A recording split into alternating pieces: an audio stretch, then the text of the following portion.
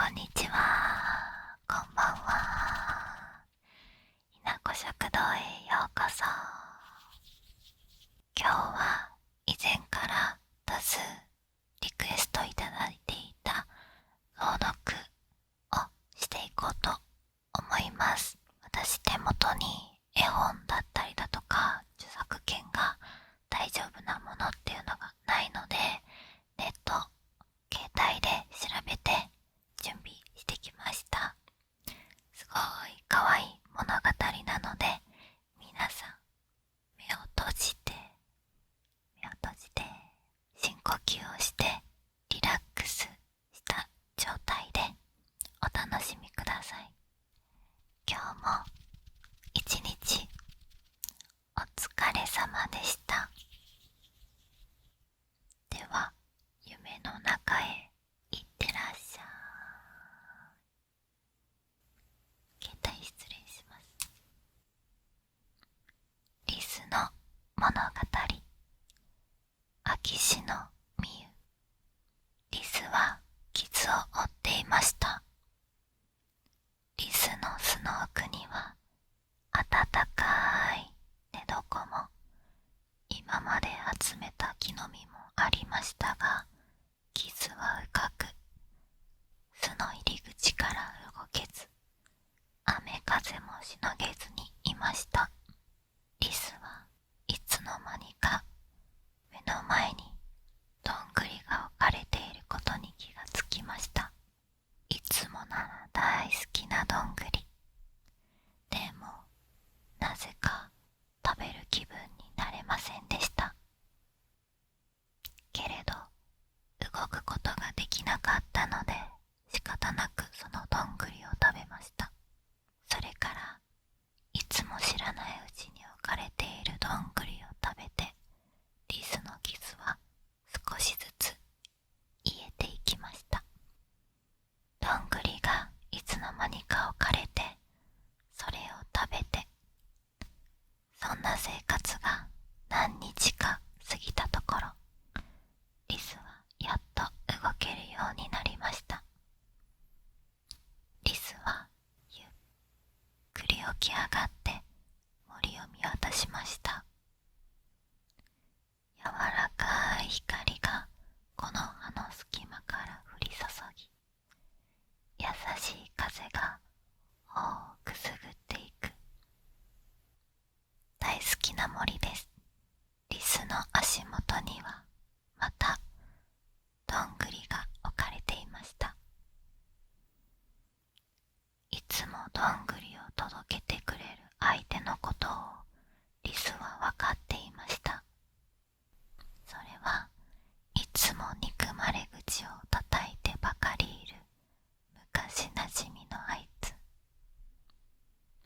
どんぐりに密かに匂いが残っていましたので、姿は見えなくてもリスには最初から分かっていたのです。森のみんなでかけっこをして一番になった者にみんなから木の実や果物をあげるというお祭りがありました。誰よりも練習して誰よりも一番になりたかったのは、この森が誰よりも大好きなあいつでした。自分が一番になったらみんなで持ち寄ったものをみんなで楽しく食べる。そう言って一生懸命練習していました。でも一番にはなれませんでした。たくさん練習していました。どれだけ悔しかったことでしょう。いつも憎まれ口を叩いてばかりいる昔なじみのあいつは勝者をたたえ、まるで自分のことのように喜びました。みんなで食べようと集めていたお気に入りの木の実も、珍しい果物も拍手と同じように惜しみなく相手に送ったのです。リスはどんぐりを抱きしめました。いつも素直じゃなくて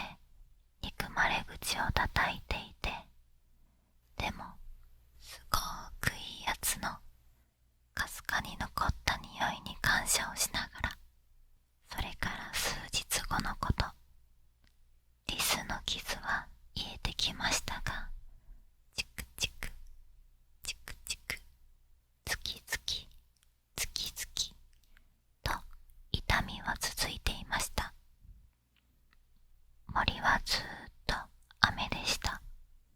辺りは薄暗く、風に揺れる木々はざわざわざわざわと、それを貫くように誰かの遠吠えが聞こえます。リスはだんだんと心細くなっていく気持ちを隠せなくなりました。遠吠えの主の姿は見えません。きっと遠い場所にいるのでしょう。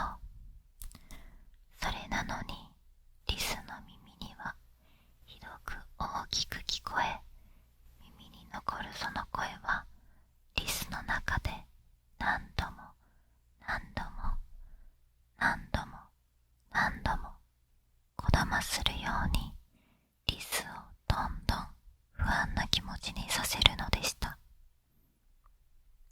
その何者かもわからない声はどこか懐かしい気がしました。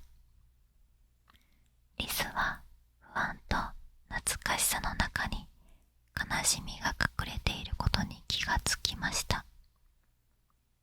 遠吠えを聞くたび、悲しみは少しずつ大きくなっていきました。ある日、大きな葉っぱの傘をさして、クマがリスのもとへ遊びに来てくれました。すっかり元気がなくなったリスの姿を見たクマは、何も言わず、優しく微笑みました。クマは木の幹に腰掛けて、しばらく森を眺めた後、ゆっくりといつもの穏やかな声で、リスではなく遠くにできた水たまりを眺めながらリスに話しかけました。冷たい風、止まらない雨、恐ろしい声、君は小さい。すっかり変わってしまったこの森にさぞ震えたことだろうね。怖いかい。一つお願いがあるんだ。いつもの君が大好きだったこの森を忘れないでいてほしい。僕と君が出会ったこの森、たくさんの仲間と一緒に楽しく笑った日々、柔らかな木漏れ日、頬を撫でる風。クマはゆっくりと瞬きをしてからリスを見つめました。そして初めてクマとリスが出会った時と同じ優しい笑顔を向けると、雨の中ゆっくりと帰っていきました。リスは嬉しくて嬉しくて泣いてしまいました。雨はクマと会った日にようやく止んで、その日の夜の森はとても静かでした。リスは久しぶりに巣の奥の暖かいところで眠りました。どんな夢を見ていたのか、くすくすと楽しそうに笑っていました。よく寝たーとリスは巣の外に顔を出しました。外はまだ夜で、星たちがキラキラと輝いていました。いつもの森、いつもの夜、いつもの星たち。リスはすっかり元通りになったと思っていました。きらめく星たちに包まれて、今まで抱いたことのない思いがあふれてきました。あのキラキラ光る星を掴んでみたい。リスは巣を飛び出しました。星を追いかけて、ぐんぐんぐんぐんと森を駆け抜け、木々をかわし、草むらを抜けて、やっと開けた場所に出ました。湖だ。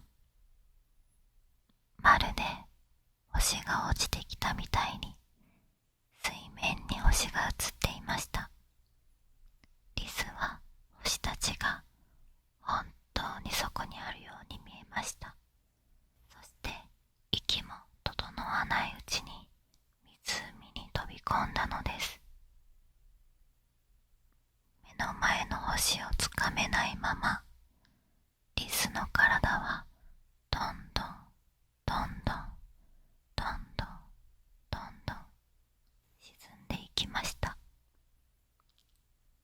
不思議と苦しくも怖くもありませんでした。大好きな森で出会った仲間たちとの楽しい思い出が浮かんでは消えてゆき、手を伸ばせば姿を隠し、瞬きをするとまたきらめく。星たちは沈むリスを追いかけるように一緒に沈む。楽しかった。リスはそっと目を閉じました。柔らかい光が差し込み、森の木々が風に揺られて楽しそうに歌う音にリスは目覚めました。巣の入り口にはいつものどんぐり。リスはふかふかの地面をゆっくりと歩きながら夢に出てきた湖に向かいます。水面には柔らかな光が反射していました。リスは少しドキドキしながら水面を覗き込み、そしてハッとしました。リスの黒目がちの目に小さいけれどキラキラと輝く星が映っていたのです。リスは嬉しくなりました。湖からの帰り道、いつもの森がいつもより輝いて見えました。季節の移ろいを知らせる風が優しくリスの方をくすぐりました。いつの間にか森は暖かい色に染まる季節でした。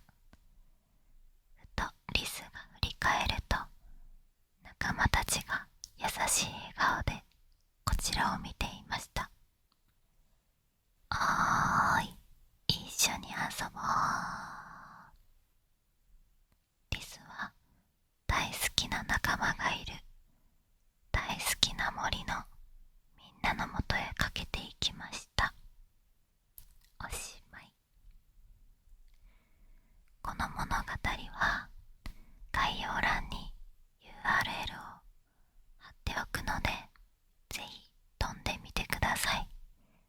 エンディングが2つあるので、今私が読んだので1つ、もう1つのエンディングもあります。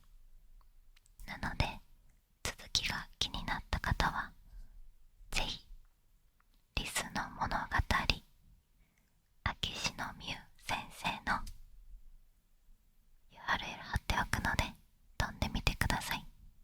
初めての朗読でしたが、いかがでしたでしょうか。私自身本を読むのは好きなんですけど、声を出して読むっていうのは国語の時間、国語の授業